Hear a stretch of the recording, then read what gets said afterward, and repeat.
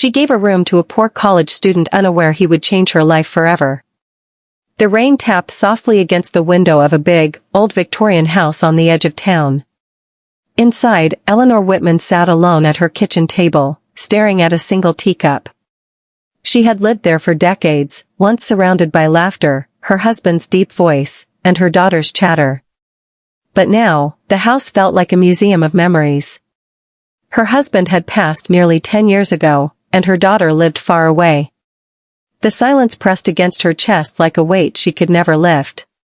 That's when she noticed a scrap of paper at the grocery store bulletin board. The handwriting was shaky, almost desperate. College student in need of a room. Can pay a little.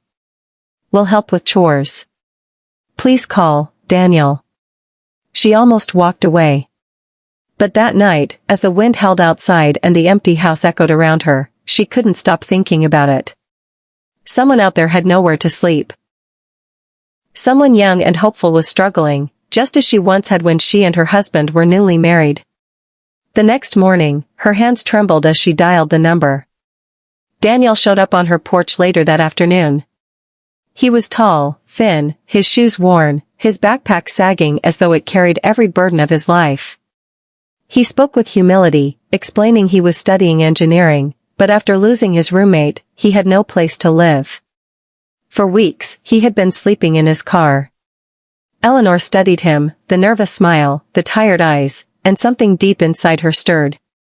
She could have asked questions, demanded guarantees, but instead, she simply said, "The room upstairs is yours." Daniel froze. His voice broke when he whispered, "Thank you." And in that moment, without realizing it, Eleanor opened not just her house but her heart to a boy who would change everything. At first, Daniel quietly paid what little he could and helped with chores. Fixing squeaky hinges, carrying groceries, mowing the lawn. But slowly, the boundaries between tenant and landlord blurred. Eleanor found herself waiting for him to come home each evening. They shared dinners together, her roast chicken, his attempts at pasta, and long talks that stretched past midnight.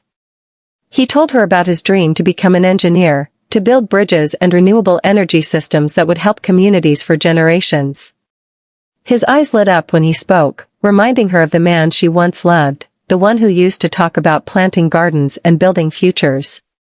And Daniel listened too.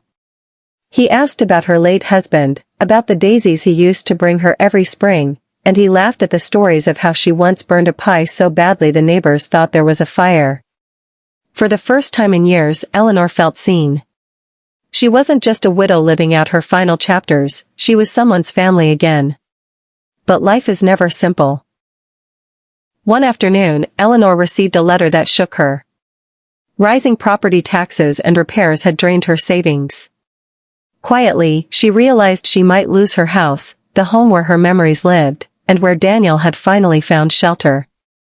She tried to hide her worry, but Daniel noticed her silence, the way her smile faltered. When she finally broke down and confessed, tears spilling down her cheeks, Daniel did something unexpected. He reached across the table, gently took her hand, and said, "You gave me a home when I had nothing. Let me help you now." He picked up extra shifts at the cafe, tutored freshmen, and applied for scholarships he thought he'd never get. He even set up an online fundraiser, telling the world about the widow who gave him shelter. To Eleanor's astonishment, donations poured in, neighbors, former students she had once taught, even strangers moved by the story. Her single act of kindness had ignited a chain reaction. The house was saved, but more importantly, Eleanor discovered something she had long forgotten, the power of her own compassion. Years later, Daniel graduated at the top of his class. At his ceremony, he introduced Eleanor proudly as the woman who gave me a home when I had none. Her heart swelled as she watched him receive his diploma, tears of joy streaming down her face.